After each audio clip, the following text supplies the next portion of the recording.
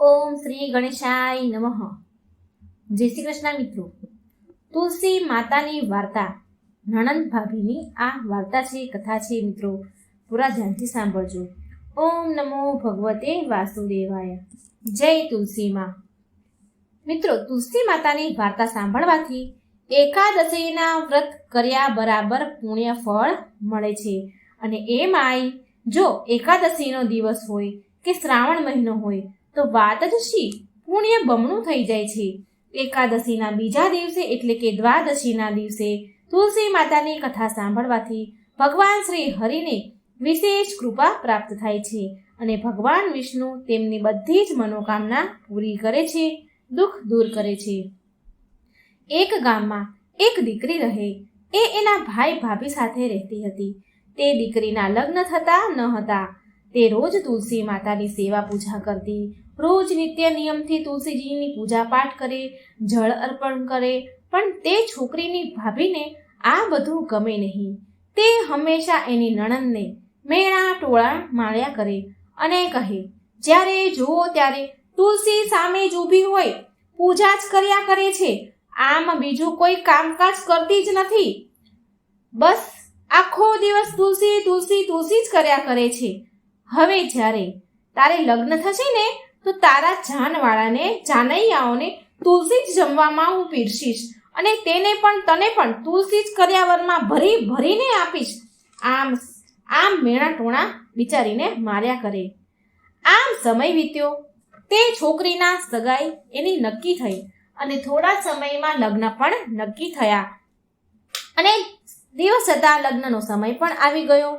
અને જેવી રીતે ભાભી બોલતી હતી, મેણા મારતી હતી કે ખરેખર ભાભીએ એવું જ કર્યું. જાન આવી ગઈ, થોડી ઘણી વિધિ થઈ લગ્નની. અને જ્યારે જાનૈયાઓને જમવાનો સમય થયો, ભોજનનો સમય થયો, તો ભાભીએ જમવાનું પીરસવાની જગ્યાએ તુલસીના કુંડા જાનૈયાની સામે પછાડ્યા, ફોડ્યા અને બોલી કે લો ખાવ તુલસીના પત્તા.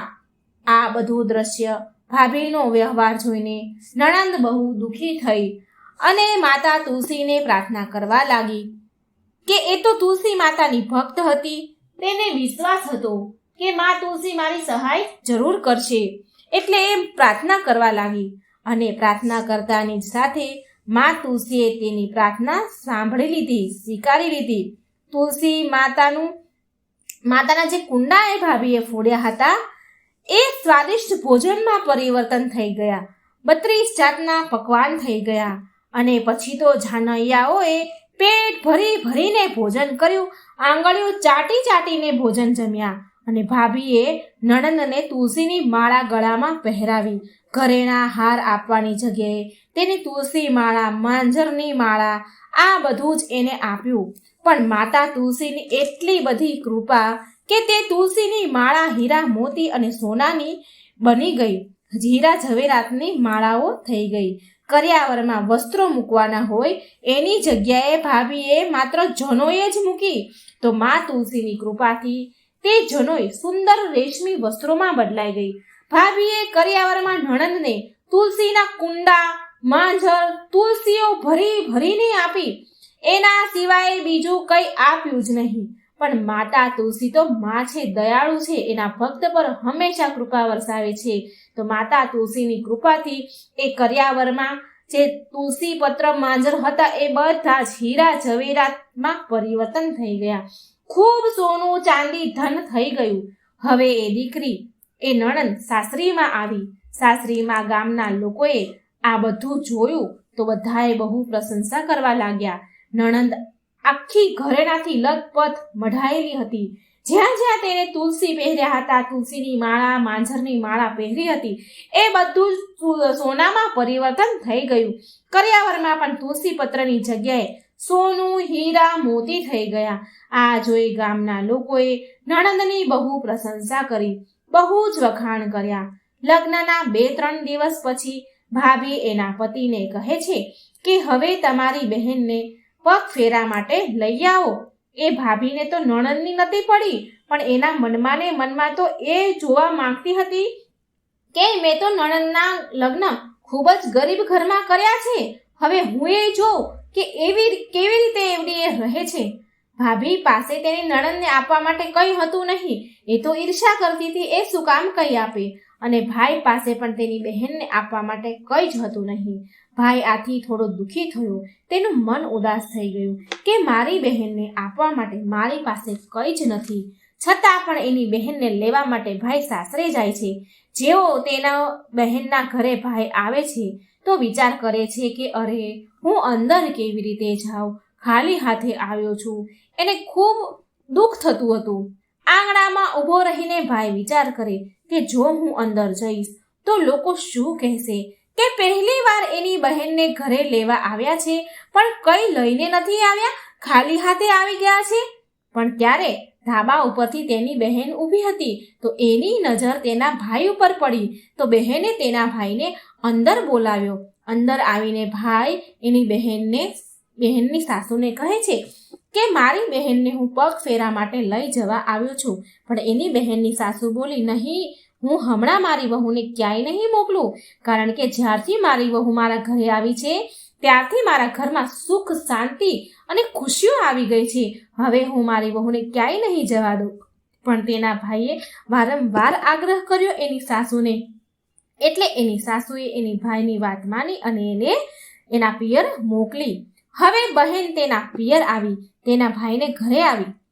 ભાભી એને જોઈને તો ચોંકી ગઈ, એની આંખો ફાટી રહી, કારણ કે નણંદ તો ઘરેણાથી લથપથ થઈને આવી હતી. બહુ જ ઘરેણા પહેર્યા હતા અને સાથે બહુ સામાન પણ લાવી હતી અને એ સામાન પણ કિંમતી મોંઘું સામાન લઈને આવી હતી.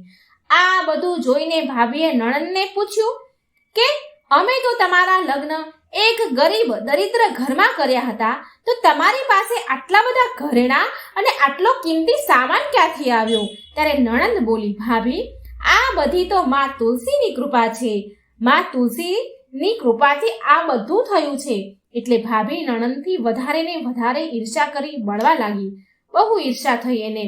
પછી નણંદ 2-3 દિવસ તેના પિયરમાં રહી અને પછી તેને સાસરે ચાલી ગઈ.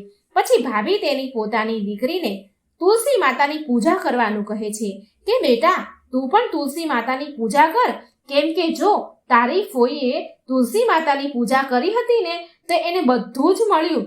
જો તું પણ તુલસી માતાની પૂજા કરીશ ને તો તને પણ બધું જ મળશે. સારું ઘર મળશે, સારો વર મળશે, બહુ ધન સંપત્તિ મળશે. પણ ભાભીની દીકરીનું મન તો કાંઈ પૂજા પાઠમાં લાગે નહીં. તે તુલસીજીની પૂજા તો કરે પણ મનથી નહીં, ભાવથી ન કરતી હતી.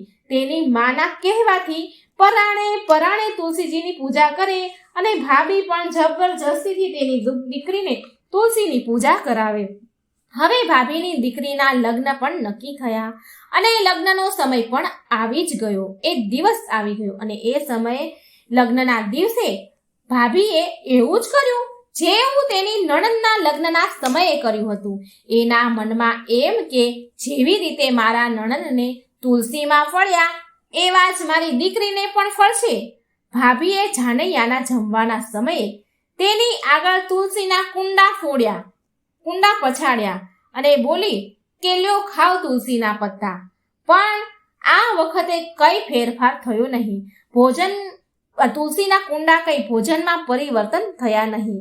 એ સમયે કઈ જ બદલાયું નહીં, કારણ કે ભાભીની દીકરીએ તો તુલસી માતાની પૂજા મનથી કરી જ ન હતી, પરાણે પૂજા કરી હતી તુલસીજીની. પછી ભાભીની દીકરી સાસરે આવી જાય છે. પણ આ વખતે ભાભીની દીકરીની બહુ વાતો થઈ. ગામના લોકો બહુ વાતો ખરું ખોટું બોલે છે. તેની માં એટલે કે ભાભીના પણ બહુ ખરાબ વાતો કરી છે, મેણા ટોણા મારે છે, કારણ કે દીકરીને ખાલી હાથે મોકલી હતી. તુલસીના પાન, કુંડા, માંજર આ બધું કર્યાવરમાં દીધું હતું. એટલે લોકોએ ખૂબ વાતો કરી અને એ બધું કઈ ઝવેરાતના સોનામાં બદલાયું નહીં. કર્યાવરમાં બીજું કઈ ભાભીએ આપ્યું નહીં. એટલે લોકોએ ખૂબ મેણા માર્યા છોકરીને. તુલસીની માળા પહેરાવીને મોકલી એટલે સાસરીમાં બધાએ એનું થૂથું કર્યું, તેની માતાનું પણ થૂથું કર્યું. બધાએ બહુ ખરાબ વર્તન કર્યું. પછી થોડા દિવસ થયા એટલે ભાભી તેના પતિને કહે છે કે જાઓ, આપણી દીકરીને પગફેરા માટે લઈ આવો. હવે દીકરીના પિતા તેને સાસરે લેવા માટે આવ્યા અને દીકરીને લઈને પાછા તેમના ઘરે આવ્યા. પણ આ શું? દીકરી તો સાવ નકોર હતી, કોરી નકોર. કોઈ જ ઘરેણું પહેર્યું નહોતું. ન ગળામાં, હાથમાં, કાનમાં કોઈ જગ્યાએ કઈ ઘરેણું પહેર્યું નહોતું અને કઈ સામાન પણ લાવી ન હતી. બહુ ગરીબ હાલતમાં હોય એવી રીતે એ ઘરે પાછી આવી.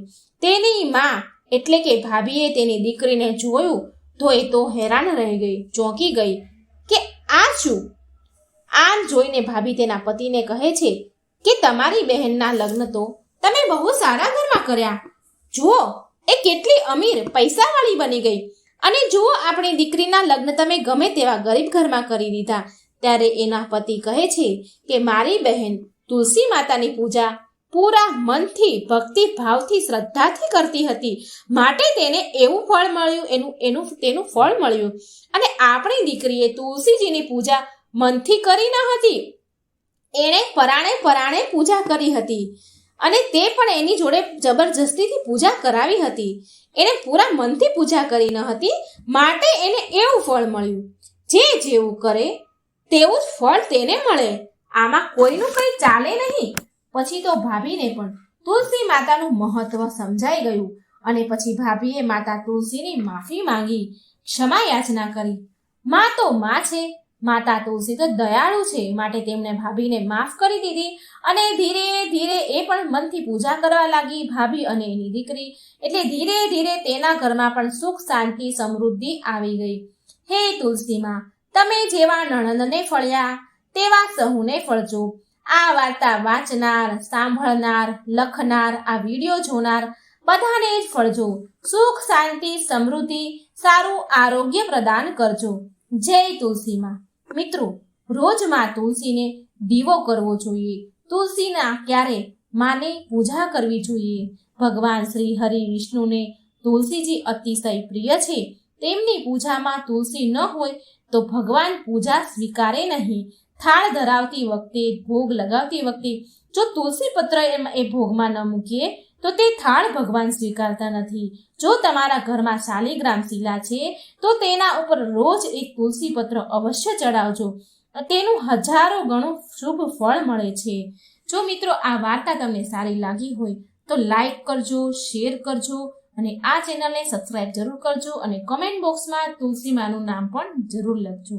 જય મા તુલસી. જય શ્રી કૃષ્ણ. રાધે રાધે. Thank you.